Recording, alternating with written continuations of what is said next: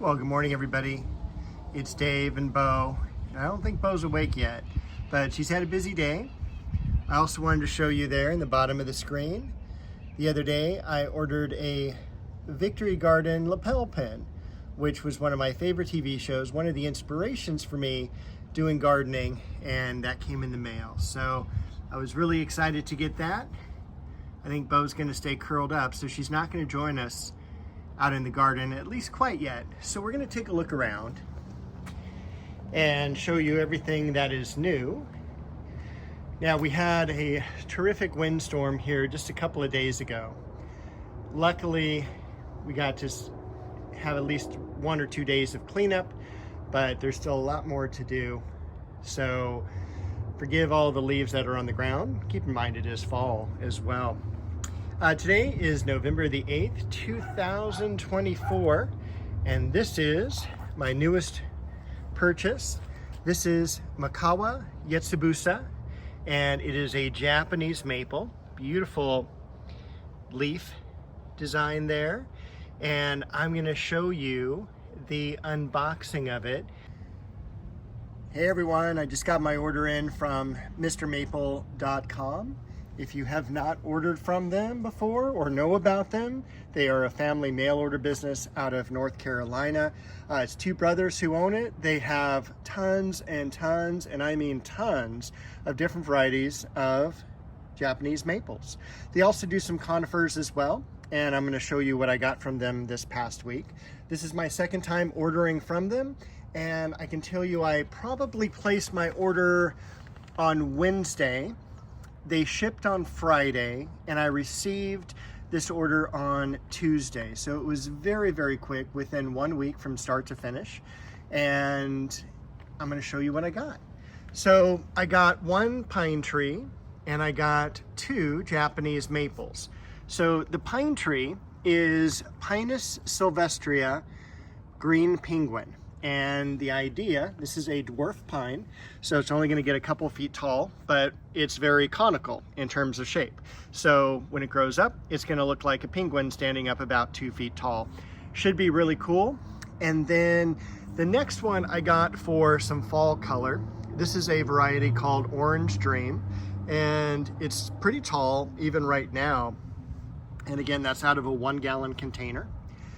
The next variety I'm the most excited about, and quite honestly, it looks like I just picked it up from a nursery, but it's been in a box for like 4 days. This is Makawa Yetsubusa, and I'm probably butchering that name just a little bit, but I don't say those names very often, so please forgive me. But take a look at this really cool foliage, and I'm so excited. It's going to go out near the old pond area back in the corner there. I've got some ideas of moving stuff around back there, and these are going to be incorporated into that location. As far as shipping goes, the shipping is so great. You can see that they're in plastic bags. As soon as you get anything mail order, you take everything out of the boxes, you keep everything in the shade, don't expose it to full sun or anything like that, especially since it's in a box for 4 or 5 days without seeing the sun.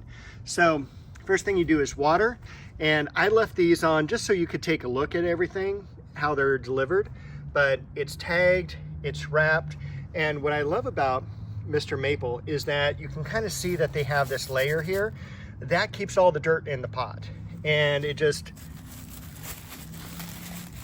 is removed really easily, and everything is perfect. So I really appreciate that particular element that they add. And when they're delivered, we'll go ahead and use the Orange Dream, and I'll kind of show you, like in the box, you know, everything is perfectly done. So when it gets delivered, it literally has its own place, so it doesn't move around. It's got that layer on top, so it keeps the soil in, and then it just has that little slit right between the cardboard that holds the plant firmly in place. So they have a great way to ship them, and again, couldn't be more pleased, and we'll be throwing more business their way. So back to your regularly scheduled program. Take a look at the daylilies. They're growing very well. Even the third one back here is putting on some growth. The zinnias still holding their own, but they're not going to be around for too much longer. In fact, I was kind of tempted to get some pansies earlier today. I was over at M&M Nursery. I'm going to show you a little bit of a walk through there as well. Let's see. Back here, we got the saxifraga variegated there and the begonia. The buds all over the Paris japonica. Not a whole lot has changed in this past week over here. I did a lot more work out on the front, more pruning, filled up another 2 barrels worth of material. So we're looking at now week 6 of really heading out into the garden, pruning, cleaning out. We're going to begin to rearrange some plants pretty soon as well. This area here is going to get a huge makeover for the winter time. I'm going to add in a pathway. I'm going to add in some other really cool shrubs, and it's just going to be really, really fun and neat. I'm not sure what I'm going to do with the pit yet.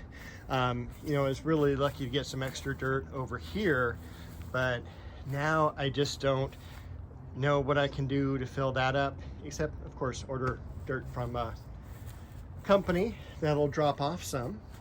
But I kind of want to do a fountain, not a fountain, but kind of a stream that kind of waterfalls from back up here down through and into the yard, and also in front of what I'm going to have here as kind of a patio area out away from everything else, from the patio, the main patio by the house.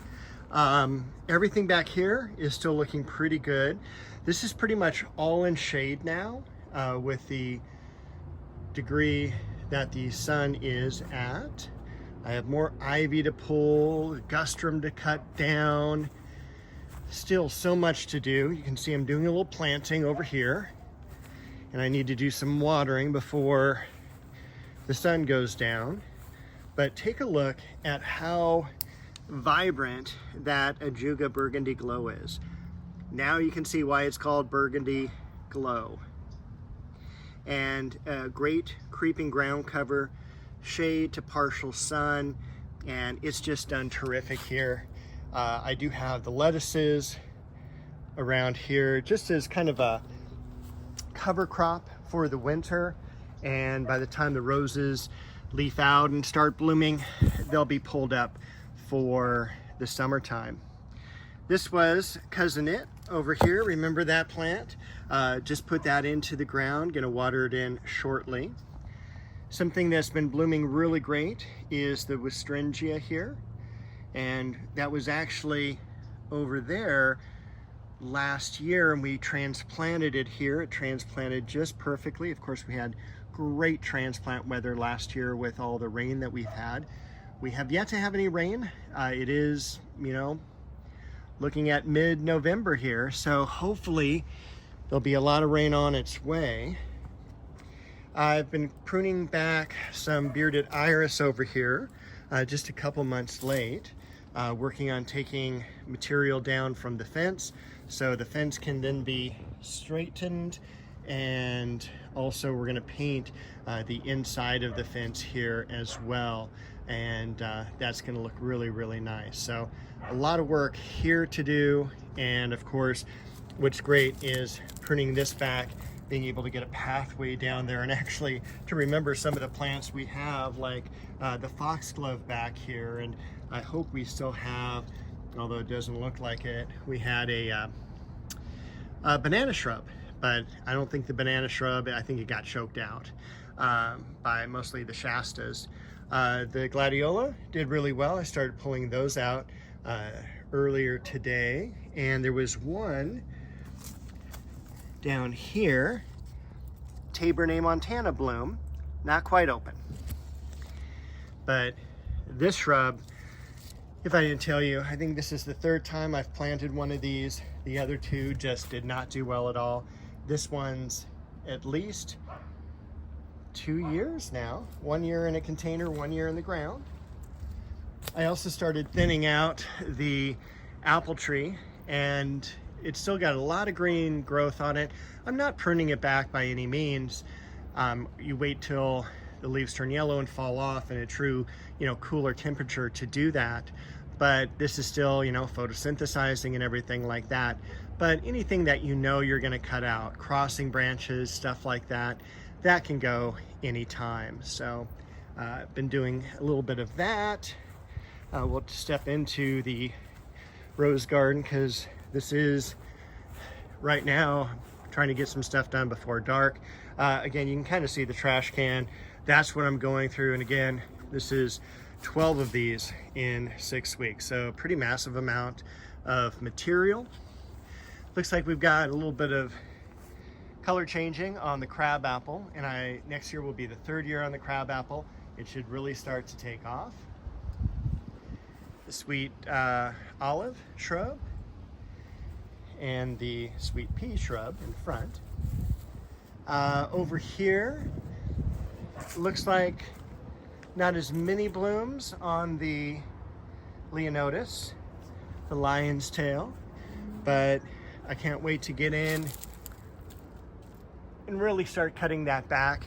Again, I mean, that's probably a whole trash can in itself, at least half of a trash can by the time everything's cut up and tamped down.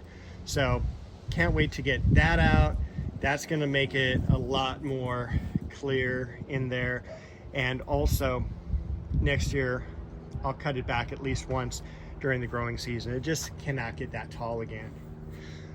Cherry tree, apricot tree, and again, we're starting to get some yellow leaves here at the base. That's the bay tree, probably a little bit too close. There we go. Bay tree looks really good there.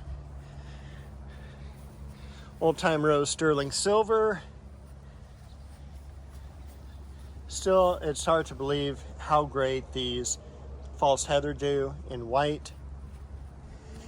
And I think that's kind of everything. A real quick tour around. And we did get more ivy down off of the fence. That's again kind of what's filling up the barrels right now. I'm also going to show you a quick video, just a few minutes, of walking through M&M Nursery here in Orange County. I stopped by there on the way home today just to take a look, see if they had anything I absolutely had to have. All right, so this is one of the reasons I love M&M Nursery, is that you've got all sorts of older like benches and such, where a lot of times the plants can kind of escape and grow, like this fern, the violas. Over here even looks like we have some lamium underneath. Up top though, we've got some great stuff. Terrific for railroad gardens, miniature gardens, fairy gardens, bonsais, you name it. And these plants are all from Isley Nurseries. This is the only nursery I've found that carries the Isley Nursery plants in such abundance here in Southern California.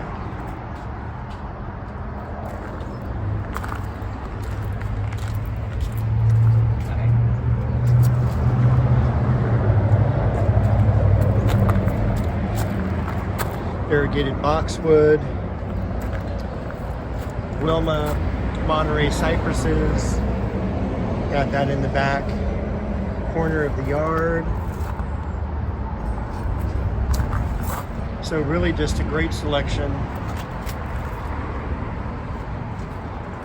for those types of gardens. Now they do carry also great selection of bonsais. They also have some pre-made planters.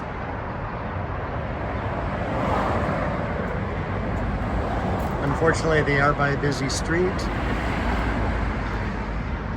But what's cool about this place as well is they've got plenty of material for you to make your own products at home, such as the Irish moss, the Scotch moss.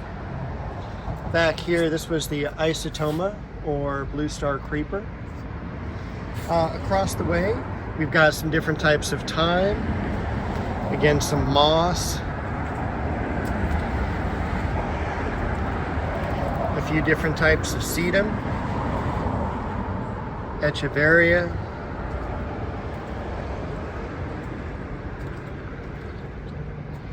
And some other really cool cacti.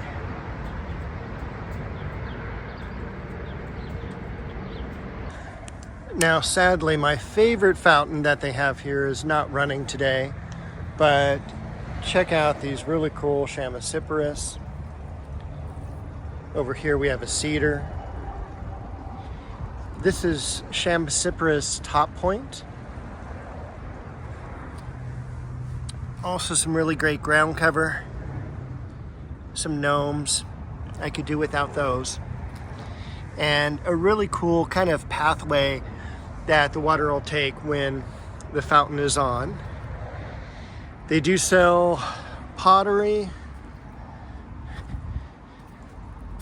some garden statuary,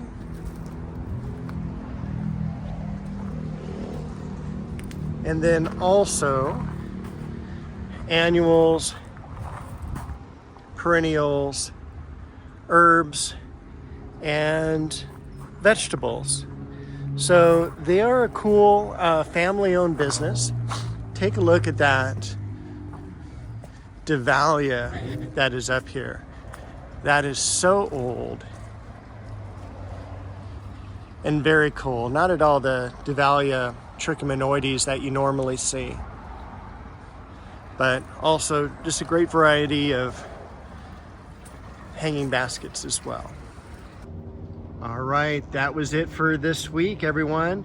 I hope you have a great week. I will be back next week to walk you through all the new garden updates.